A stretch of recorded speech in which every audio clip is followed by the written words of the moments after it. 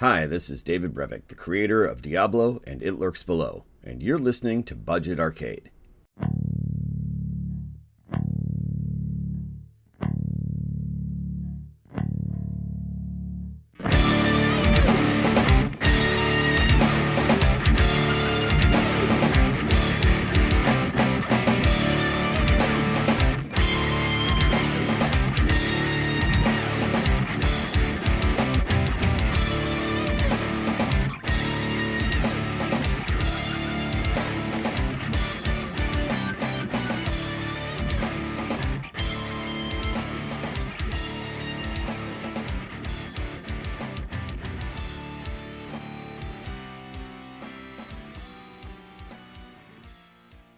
Hello gamers and welcome to Budget Arcade, a free-to-play gaming podcast to help you navigate through the growing realm of free-to-play games. I'm Scott.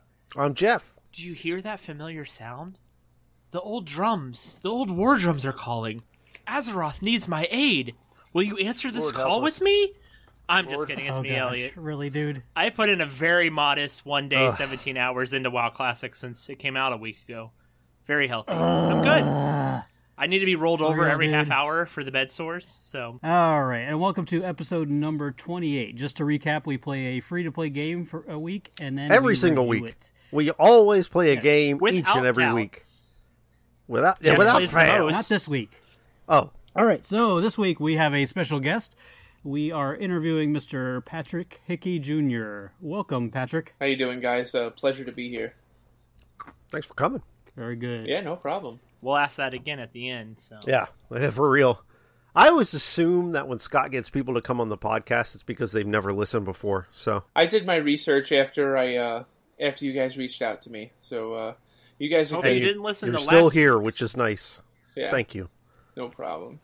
Especially after last week. Last week's episode was rough. It was awful. All right, so you are here to plug your book that's going to be coming out pretty soon. You want to take that away? Yeah, sure. So my name is Patrick Hickey Jr. I am the author of The Minds Behind the Games, Interviews with Cult and Classic Video Game Developers. That book is currently available on Amazon, Barnes & Noble, wherever fine books are sold. But my second book, The Minds Behind Adventure Games, is set to come out in about a month or so this fall from McFarlane and Company, and it's essentially the same as the first book. It's an interview anthology, so 31 games featured, over 50 developers interviewed, and they all discussed the inspirations and development processes behind their classic cult and indie classics. You're working on another book after that, correct? I'm working on 2 more books besides that. I'm working on The Minds Behind the Sports Games, and I'm working on The Minds Behind the Sports Games is practically finished. And then I'm currently plugging away on The Minds Behind the Shooter. Jeff would like games, it if you did the Minds Behind the auto chess games. I wasn't the first to bring it up. That's the thing. It's like a meme, but I'm never the first one to bring up auto chess. It's you guys. So nice. Allegedly. All right, so we're usually when we interview somebody, we do a series of questions. Nice. Elliot, you want to take the lead on this? What's the hardest part about writing a book? Is it the same thing was the hardest part this time as it was the first time, or is it change? Or like, what's your favorite part of the writing experience kind of thing? I think my favorite part of the writing experience is like actually putting the chapter together. It usually works out with me sending questions to the developer via email, and then after that we do a Skype where I kind of ask for more background and stuff like that. So I don't start really writing the chapter until the developers confirm their participation, they've signed a release and all that stuff. So then this way I know that they're definitely going to be a part of the book. But then what I do after that is I'll have a couple of thousand words and some audio to play with, and then I just listen to them tell the story, and then what I just try and do then is to provide a narrative that kind of makes that as easy to digest and flow as possible. So I would say the first book, just learning how to do that was different, because writing a book, like I've been a journalist for over 15 years, so writing an article is much different than writing a book. So I think like the first book, I'm super proud of it, still has a 5-star rating on Amazon. It's been out for over a year and a half, so I'm proud of it. But it's like I feel like I really discovered how to like forge a narrative with a little bit more precision in the second volume. I asked more thought-provoking questions this time around. The fact of the matter is I got some great sources for the first book, so getting sources for the first book was one of the hardest things I've ever done. But for book 2, it was a lot easier because I had a lot of people under my belt that I could say, oh, I've spoken to this person before, I've spoken to that person. So moving forward, book 3 and book 4, I mean, I've just had developers like reach out to me and say, oh, I would love to talk to you about this. Or I've had developers say, oh, you know what, I spoke to this person for you. Just shoot them an email, they want to participate, which is how, like, I have Gears of War, Call of Duty, Modern Warfare, Medal of Honor, and Wolfenstein 3D all in the shooter book already, and that's just because developers have gone to bat for me. So the first book was the hardest because, I mean, even though I've covered the video game industry for about 15 years, I never wrote a book, so getting people to take a chance on you is hard, but book 2 it was a lot easier, and now it's just like, it's a lot easier, and developers trust me a lot more than they would have a couple of years ago when I first started doing this. Man, I hope we ever get to the point where developers are like, hey, I got a free-to-play game. Will you review it? That would be nice. Right now, they just tell us not to. Wow. Avoid. Only 2 cease and desist letters, which is, I think is a success, really. That's a record low. There you go. Yeah, Elliot has 3 personal ones. Yeah, I'm just... And a restraining order. Well, that's not the same thing. Well, that was because of the of the pictures you sent, right? Well, look, they were solicited. I keep telling you that. Oh, okay. All right. So you mentioned that you were a journalist beforehand. Yeah. So were you able to fall back on a lot of that stuff to be able to do the research? Oh, yeah. I mean, like, I have a master's degree in journalism. I was an editor at NBC. At one point, I was the highest most read journalist on Examiner.com. So, I mean, I've been doing this for a while, but the thing is, it's just like, it's different to say, oh, you know what, I want to ask you a couple of questions about this game and write up like an 800, 900 word piece. It's different from what I was doing, saying, you know, I'm going to send you like 20 questions and I want to talk to you for like a couple of hours to really get behind the scenes. So it was like a different style of writing for me. It was deeper interviews. But I will say, 2 of the people that I originally pitched for the first book, Michael Menheim, who a lot of you guys know from Mutant League Football and Mutant League Hockey, and Warren Spector, people know from like Deus Ex and System Shock and Epic Mickey. Those were 2 of the first guys that I reached out to, and they said yes. And then after that, it was just like, all right, let's just keep pitching people. And so the first book I have 36 games. The second book I have 31. The third I'm probably going to have around 35, and the shooter book I already have 30. So it's just like, but I send out hundreds of pitches. So most of them don't answer because, you know, some of them are still in the video game industry and they don't want to talk, and then some of them don't get it because it goes into a spam. I've never emailed these people before, you know, so it's just like, it's a lot of work. It's really hard, but like I said, it's been getting easier since I started this, like in 2016. Which book is the Michael Menheim interview in? Michael Menheim is in, he's in the first book. He talks to me about Mutant League Football. It's a great chapter. And then in the sports book, we actually talk Mutant League Hockey. So, Mike is awesome.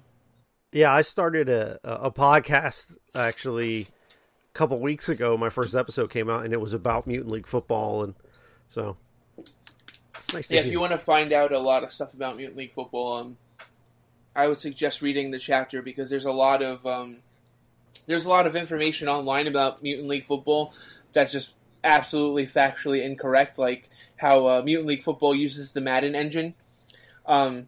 Absolutely incorrect. You know, there's a lot of information about Mutant League Football that's just wrong. So being able to get that information directly from Mike was awesome. Right, Jeff, you got a question? Yeah, absolutely. Now, I didn't catch...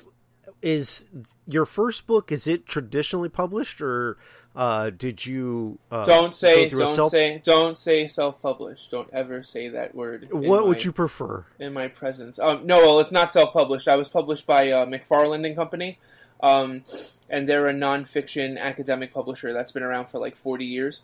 And the reason why, I mean, I could have totally self-published this, but my whole thing is I'm a college professor. I've been a college professor for over a decade, and where I come from, like, if you want your book to be taken seriously, like, you seek out, like, a publisher. And if no publisher wants to buy your idea, then that means it's no good. You know? So So getting just kind of a follow-up. The reason I was asking that was because it's a two-parter is what's the process of getting your work published? You've got your idea, you've got your interviews, you've typed it up. Mm-hmm. How do you get someone to pick it up? So you could do it a bunch of ways. You could write the book first and then start pitching people. What I decided to do was originally I got about 6 chapters written, and I was pretty comfortable with the fact that like these 6 chapters represented like my mission to get these developers to tell the behind-the-scenes story for each game that they were featured in. So I got those 6 chapters, and then I started pitching publishers, and I said, listen, this is what I want to do. These are the 6 chapters that I have finished.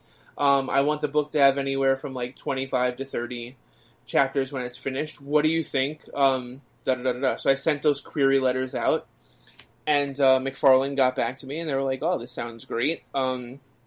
They gave me a couple of suggestions, like in terms of like length for each chapter, and and signed some contracts, and that was it. So it's just that you could either writing the whole book is a huge risk because if nobody wants it, then you just wrote a whole book that you can't sell. So that would be my suggestion for people. Like, give them like a nice sample size. I basically gave them like 20% of the book. Mm-hmm. And then the thing is, once you get a publisher that's comfortable with you, like I love McFarlane, I love working with them. So after the first book came out, a lot of developers that didn't answer me for the first book, they started answering me and they were like, "Oh, we'd love to participate." And I'm like, "Yeah, the book's out already." So then I said to myself, "Okay, I want to do a sequel." So then I pitched McFarlane the sequel, and they're like, "No." And I'm like, "Wait, what?" And they're like, no. Listen, you've got, because I had like 30-something games already, and they were like, no. Like, you could do an adventure book, you could do a shooter book, you could do a sports book, and I'm like, oh my god. They totally saw, like, the branding element of what I was trying to do. So, It was super important. So, like, yeah, if you want to get published, that would be my best advice for you. You could self-publish, which is great, but then this is the thing, too. I know a lot of people that have self-published, and the thing is, it's super hard to get your book into libraries. It's super hard to get your book into the Library of Congress. It's super hard to get your book into legitimate bookstores. You've got to order books, like, and have them on hand. When you deal with a publisher, you buy as many books as you want to have on hand. They give you a discount. There's so many benefits to working with a publisher. So, like, my book's been out for about 16 months, and it's in libraries in, like, Stanford, University of Pennsylvania, UCLA, UC Berkeley, Michigan. You know, so it's like, that would have never happened if I would have self-published it, if that answers your question. No, it absolutely did. Elliot, do you have a question? We haven't really talked about your website, reviewfix.com, but so what about running something like that, like a game website? And I know it's not just video games, it's sure a lot of others. So what about that did you find to be the hardest part of running like a website like that? It's so big, or it seems so big at least. Well, see, that's the thing. It's like, I work in academia, so, like, I'm a college professor, and there's so many people that work with me that feel like they go on sabbatical to write a book. Like, they can't teach anymore. And I was teaching 4 or 5 classes a semester, running a website, freelancing for Old School Gamer magazine, being a husband, being a father, and writing a book on top of it. So it's like, as you guys can see, I'm kind of a workaholic. And a gamer, so that's probably why. And a gamer, yeah. So the thing is, it's just, yeah, absolutely. I mean, every day is hard. I mean, last night I went to a birthday party, and then I came home, and I had 2 writers covering, one was covering all the AEW pay-per-view last night, and NXT UK, and then I had another one doing comic book now interviews. You're talking my language. There you go. And if this entices you further, there's 4 wrestling games featured in the Minds Behind the Sports games, including WCW NWO Revenge. So one of my personal favorites. Mm-hmm. And we talk about all the Jeff on the book. all the THQ Aki games from like WCW vs. the World to No Mercy. We discuss all of them in that chapter. But the thing is, it's like, listen, if you're gonna like do this thing like called life, you've got to like push yourself as hard as you possibly can. And what happened was, when I first started doing this, my wife was like 5 months pregnant, and she'd come home from work, and she'd be exhausted, and she just wanted to lay down. So now it's like, 8, 9 o'clock at night, and I'm a night owl and stuff. So I'm sitting on the couch with my dog and my cat. Like, what are we gonna do? And the first couple of weeks, it was just like, all right, so we're gonna get into Fallout 4 finally, And then it was just like, you know what? Before my daughter's born, I need to really like do something that like gives me like a sense of fulfillment, like about myself. So like when I look at my daughter, I'm like, you know what? I busted my ass to like make sure that I was the best parent possible, but I also achieved the things that I wanted to achieve. So like, you know, being an editor at NBC, being a tenured college professor, that all means a lot. But like to write a book is like pretty important. So I wanted to get that done. So that was like my driving force. So it's just when you just put yourself in the frame of mind, like, you know what, yeah, I have to do this, and this, and you just do it, then it's not a problem. People that complain about, oh, I have to do this, I have to do that, they barely get that stuff done. So for me, every day when I wake up, I just make a list of stuff that I have to get done, and I don't go to sleep until it's done. So Mark Hamill is my idol, not because of Star Wars, but because of his voice acting. Oh, so I want to touch a little bit on your voice acting. Oh, yeah. Sure. We've got you on how many video games so far? So far, finished games, 2, but there's about 5 that are, like 3 more that are still coming out. So right now, the Padre, and the Caillou Offensive are the ones that are finished. And then we have Relentless Rex that's in development, and Kroom, which is currently in development. So, and there's another one that I can't discuss yet, but I'm working on it. As if you didn't have enough hats on your head, right? I know. Oh, and I'm writing a play and I'm writing a comic book as well. It's like, it's ridiculous. It's nuts. But it's like, listen, again, this is this life thing, you know? Yeah. So that's why you guys are doing a podcast right now. So keeps me sane. So how many voices do you have in your repertoire? I have a few, but the thing is, it's like, what I like to do is I like to read a script and try and create something for the character. So what happened with the Padre, I mean, it's a really crazy story. It's like, I had just finished the first book, and I didn't start the second book yet, and I was just like on Twitter looking at indie games like I usually do, and I usually reach out to indie developers and tell them, you know, I'll interview you for Review Fix, blah, blah, blah, blah. And I came across this game called The Padre, and it looked like Minecraft meets like Silent Hill or whatever, you know? And it was just this Catholic priest walking around like this dark forest, and this tree just like kind of came alive and slapped him like across the face like the branch. It looked really cool. So I reached out to the developers and I asked them if they wanted me to interview them for the site, and they said yes. And then I found out that I was basically the first person to contact them. So they asked me if I wanted to play a beta, and I said yes. So I'm playing the game, and it's kind of like a point-and-click survival horror in like a voxel Minecraft visual style. It's really different, you know?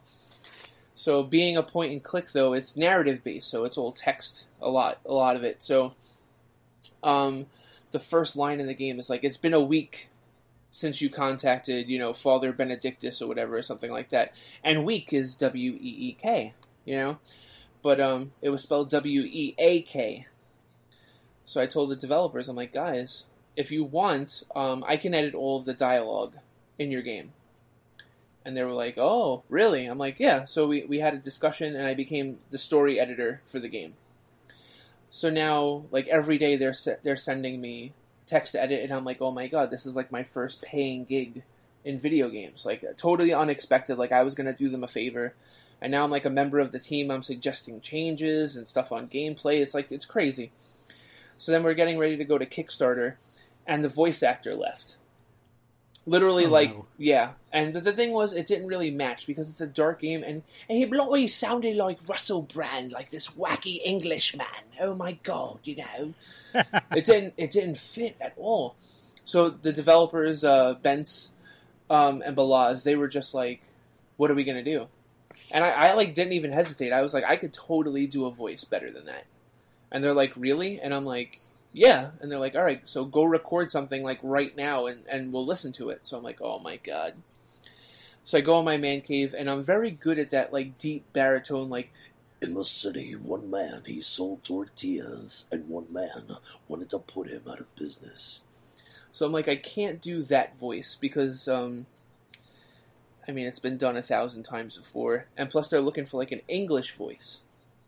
So I came across like a combination of the wacky English and that deep baritone. And blow, he came across this dark English voice. My name is Alexander, the Padre. Hello, I am on the Budget Arcade podcast with Scott Elliott and Jake Weezy. And they ate it up, and they were like, can you record everything, like, right now? We're going to plug it into the game right now. And I was like, okay. And, as they say, the famous cliche, the rest is history. And then after that, it was just basically, like, I didn't want to be a one-hit wonder. So then I started reaching out to other developers, and that's how I met the guys from the Caillou Offensive. And I'm basically, like, the narrator for that game. But if you've ever played, like, Smash TV, like, bingo! I kind of do that for them. Like, winner! Loser! So that's the voice that I do in that game. And then Relentless Rex is an awesome... It's like a cel-shaded adventure game, and I play, like, the T-Rex. And it's kind of like an Austrian, like, Shredder from Teenage Mutant Ninja Turtles, the voice sounds like. It's just like, Hi, my name is Relentless Rex, and I am a big T-Rex, and I will eat you with my little hands and big jaws. So that's basically it, like, as of right now. And then the last game I actually wrote the story for. It's called Kroom, and I'm working on it with Pete and Jeff Paquette. And if you guys know your video games, Jeff Paquette was senior animator on BioShock Infinite, so he's really good at what he does, and his brother Jeff does the music, and he's the engineer on the game. So it's the three of us making an NES-styled shooter. So it's like, imagine if Link in The Legend of Zelda had a gun. That's kind of how it plays. It's like a cool sci-fi story. It's like if Link's sword worked more like Strider's, and he had a gun. That's kind of how the game plays. So, and I play the voice of the main character too in Kroom, it's basically the movie voice like that you've heard, like, in a world, one man. But the thing is, we compress it in that 8-bit style, so it sounds super crunchy and like old school, like Contra, like kinda like Konami style. So yeah, it's really cool. Like, you can still tell that it's me, but it sounds different than how obviously the voice sounds now. So that's how I got into voice acting. Just by being a geek that could write and edit. Nice. Jeff, you got a question? I had a different question, but now with ReviewFix, what all does that website review and cover? Oh my god, like everything. I mean, we used to do food at one point. Like, we used to review tons of restaurants in New York City, but then, like, we just stopped doing it because the traffic wasn't there. I would say for the most part, video games, comic books, and professional wrestling. And there's some film and theater in there as well, but for the most part, it's video games, comic books, professional wrestling, and music, and indie music. So, yeah. And is professional wrestling something you personally enjoy, or is it just something that maybe someone on your team was passionate about? Or? No, I watch about 15 hours of professional wrestling a week. I actually know a lot of professional wrestlers. I talk to them a lot about their character and their move sets. My master's thesis was on professional wrestling. Interesting. I actually trained for a little while to do some professional wrestling for the master's thesis, and I almost died in the process. I got a staph infection on my face. Lord! Yeah, Damn, yeah, that's man. legit. So, Well, you could wear a mask then. Well, you have the same issue that John Moxley has right now, except his isn't on his face. yeah, he has MRSA though. So, like, Yeah, that's worse. Yeah. yeah, which MRSA doesn't go away. He's gonna die from that one day. But it was pretty bad. Like, I remember, the guys told me, they were like, listen, when you get out of the ring, you need to wash your hands and your face and your whole body like you've never washed it before. And I did.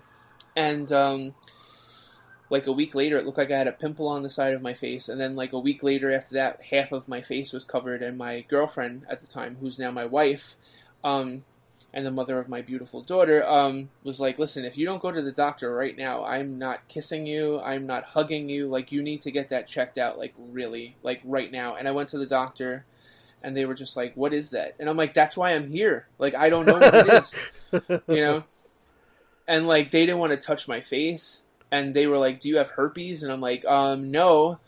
And then one of the doctors is like, you're a writer. Like, we don't know how you got this. And one of the other doctors, to his credit, was like, what are you writing about? And I'm like, I'm working on my master's thesis now. It's basically like how somebody goes from being a little kid watching professional wrestling to actually becoming a professional wrestler. Like, I interviewed Diamond Dallas Page, Harley Race, Low Key, tons of indie guys, like, all over the world for this. It was like, before the book, it was probably the best thing that I ever wrote. And he was just like, yeah, that's a staph infection on your face.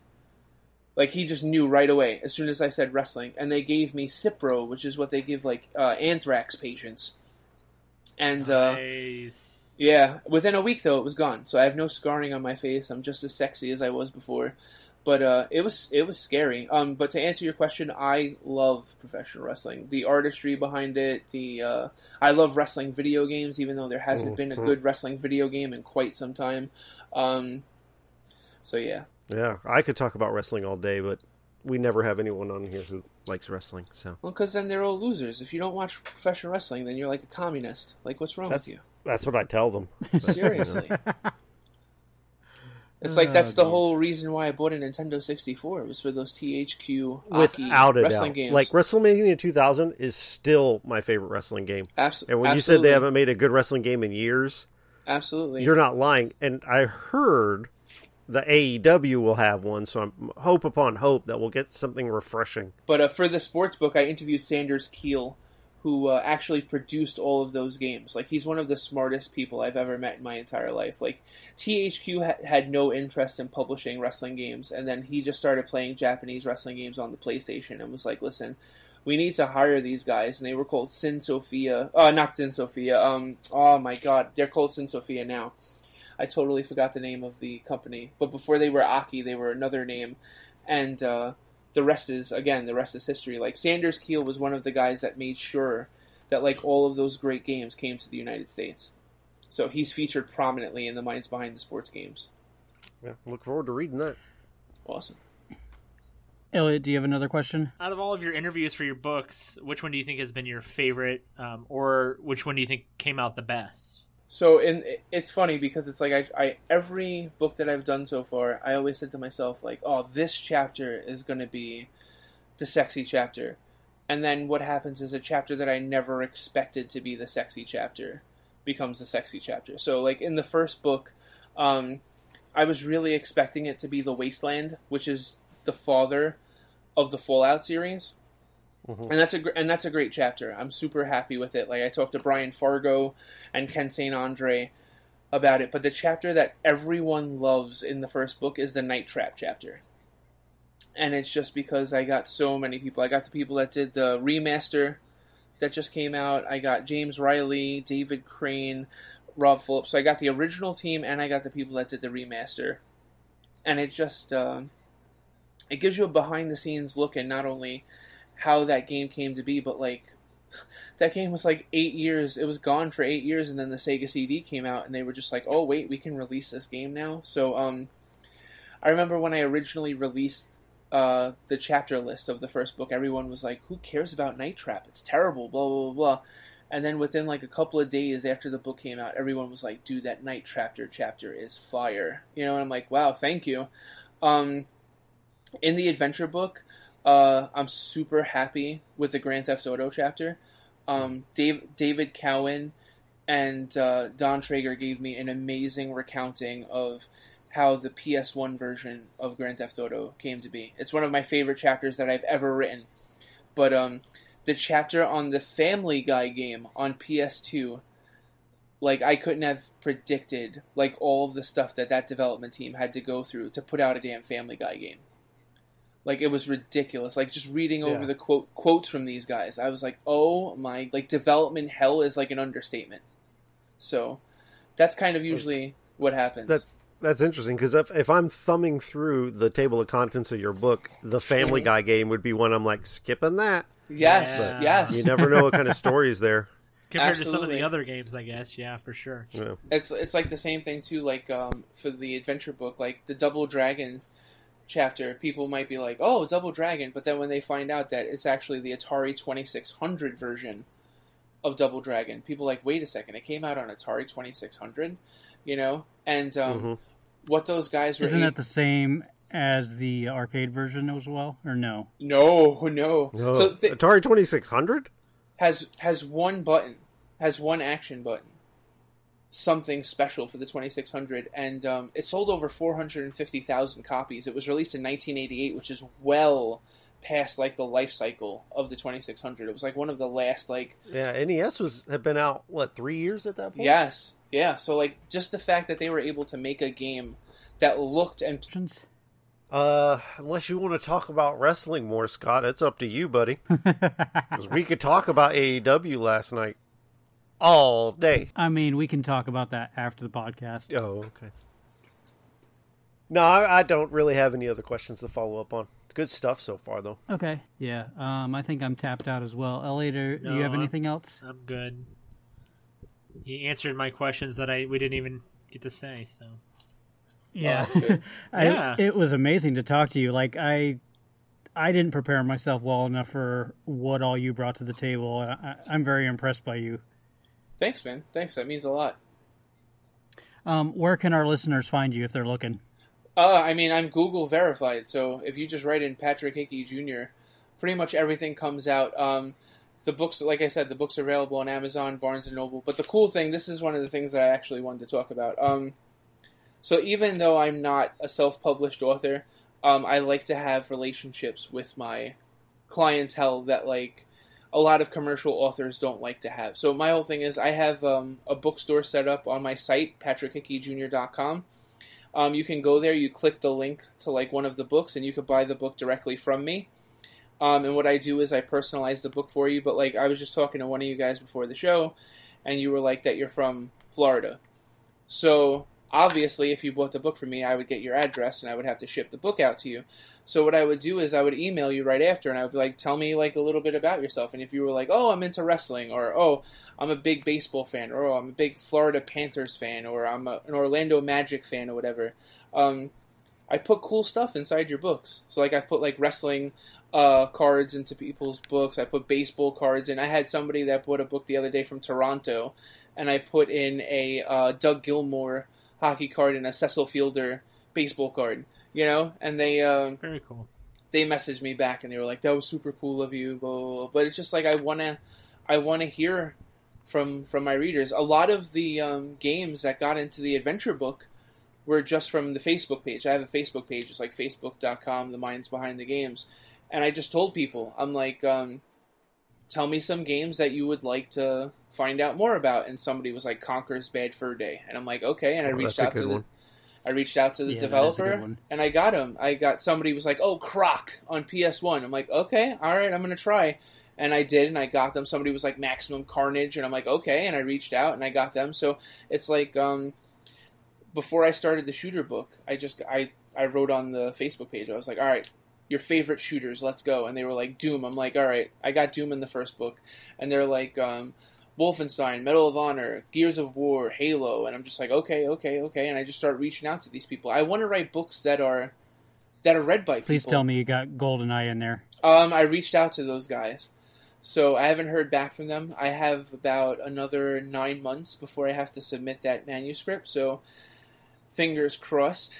And I am a pain in the ass, so I am definitely going to pitch them a couple more times. I'm going to give them every opportunity to say no or yes to me. So, but the list for the shooter book is really good so far. Like, I'm super proud of what I've been able. I've only really been working on the shooter book for about, I would say, like a month, and I already have like Jungle Strike, Gears of War, Medal of Honor, Modern Warfare, Medal of Honor, Call of Duty, Modern Warfare, Gears of War, Metroid Prime. Like, I have a whole list of amazing games for that book so far. So, very cool.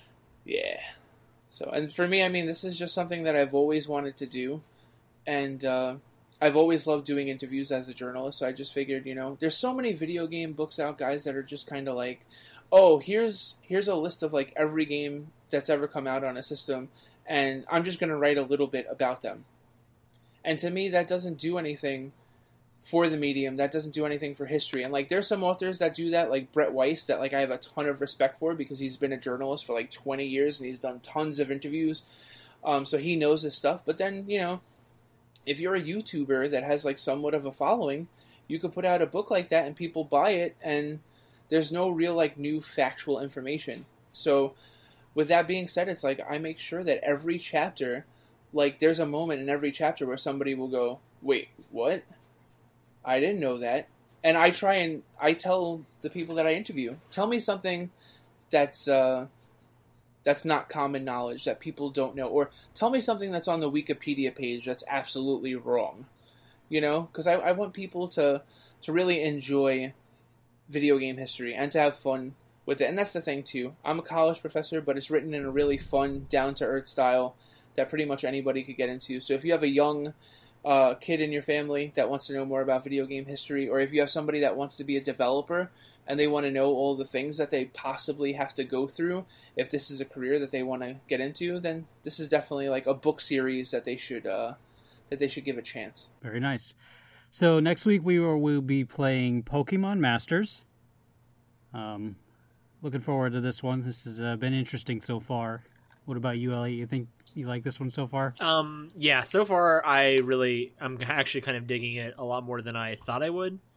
Not to be like that guy again, but like Warcraft Classic came out, and that is like been a 2-year wait for me. So it came out literally the day before Pokemon Masters came out. So I've like literally haven't played as much as I figured I would. So this week, because I know it's like our upcoming game, I'm really like planning on sinking into it. But so far, so good.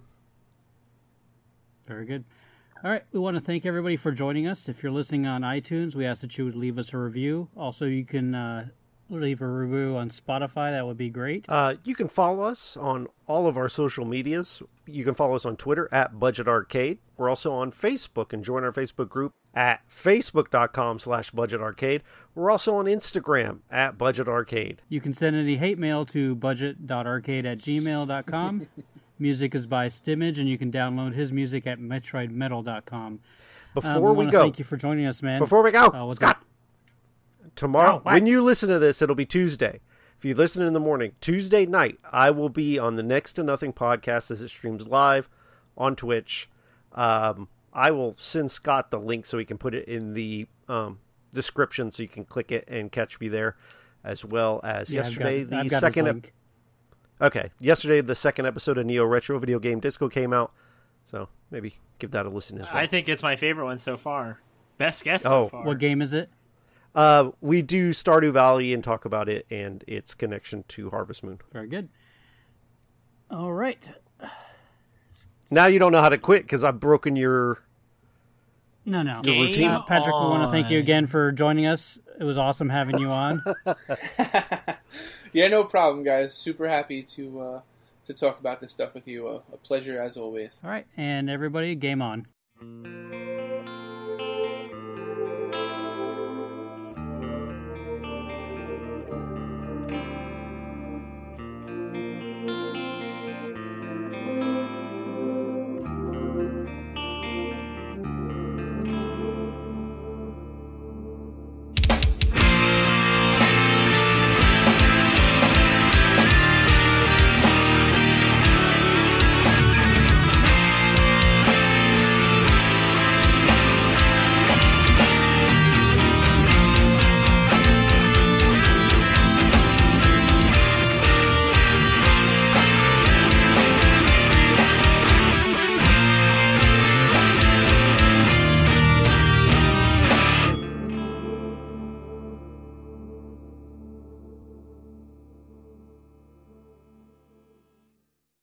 Catch me in Azeroth, yo!